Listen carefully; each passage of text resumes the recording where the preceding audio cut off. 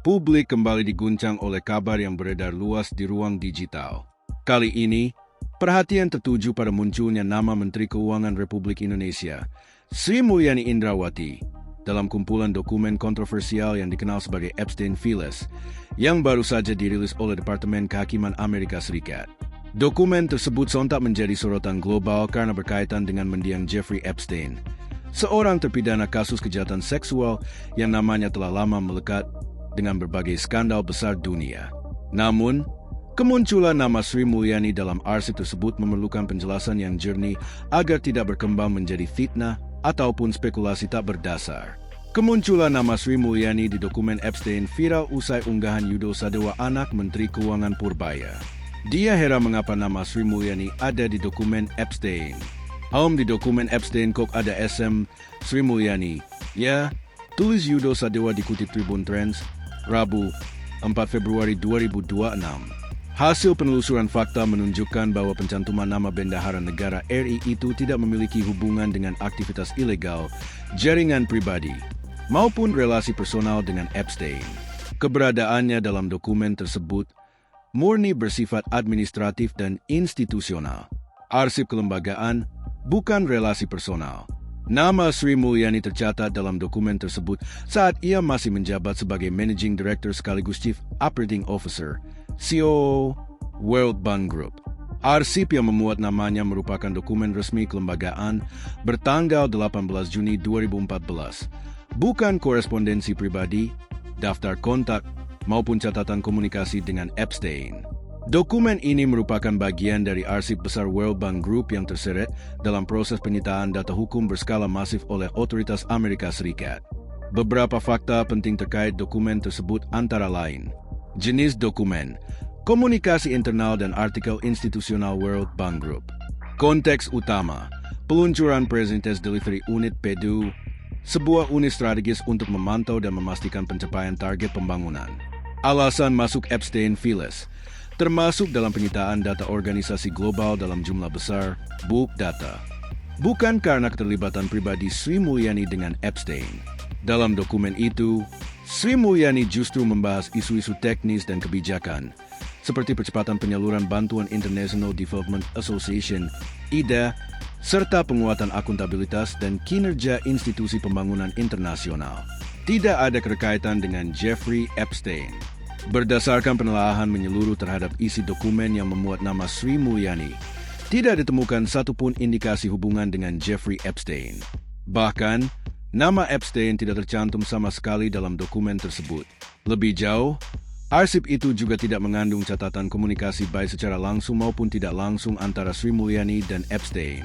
Tidak ada surat elektronik, tidak ada korespondensi, tidak pula jejak interaksi dalam bentuk apapun. Selain itu, dokumen tersebut sepenuhnya steril dari pembahasan mengenai aktivitas personal, aliran pendanaan, maupun jejaring yang berkaitan dengan Epstein. Seluruh muatannya berada dalam ranah profesional dan kelembagaan. Penting untuk dipahami bahwa Epstein Files bukanlah kumpulan dokumen yang seluruh isinya berkaitan langsung dengan relasi pribadi Jeffrey Epstein. Arsip ini merupakan berkas hukum berskala sangat luas yang mencakup berbagai jenis dokumen dari beragam institusi.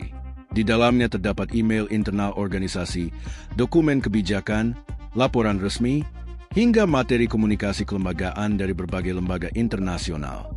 Dokumen milik World Bank Group yang memuat nama Sri Mulyani termasuk dalam kategori arsip institusional tersebut. Karena itu, keberadaan nama seorang pejabat publik dalam Epstein Files tidak dapat serta-merta dimaknai sebagai bukti keterlibatan pribadi, apalagi dikaitkan dengan jejaring kejahatan Epstein. Nama Presiden ke-7 RI, Joko Widodo, Jokowi, mendadak muncul di tengah isu reshuffle Kabinet Jilid 5.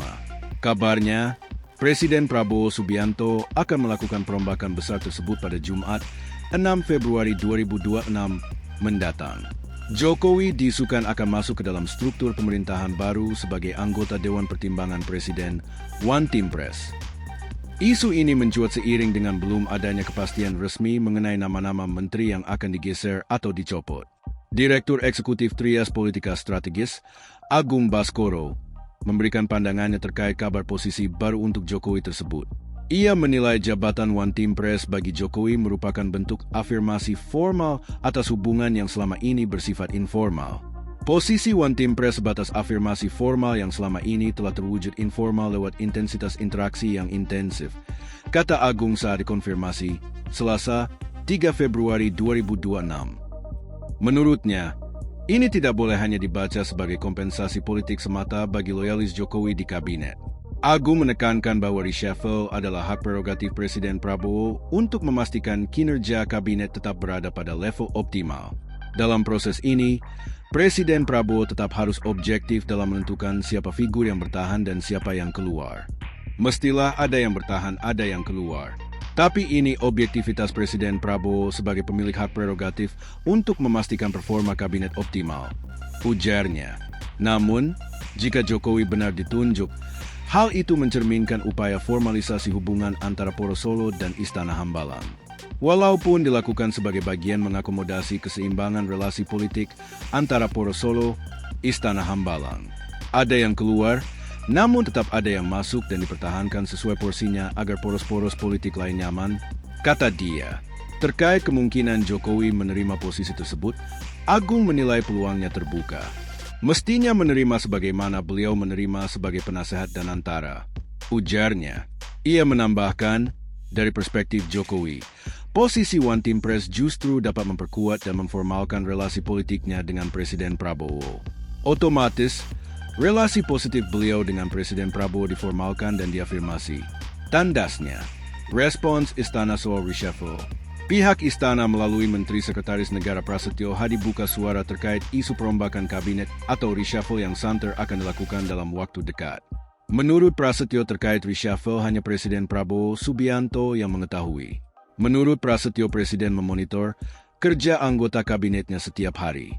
Bila mana kemudian merasa Presiden perlu melakukan perbaikan atau pergantian, itu beliau yang tahu karena sehari-hari beliau yang memonitor seluruh para pembantunya di kabinet, kata Prasetyo di kantor Danantara, Jakarta, Jumat, 30 Januari 2026. Prasetyo mengatakan bahwa reshuffle merupakan hak prerogatif Presiden.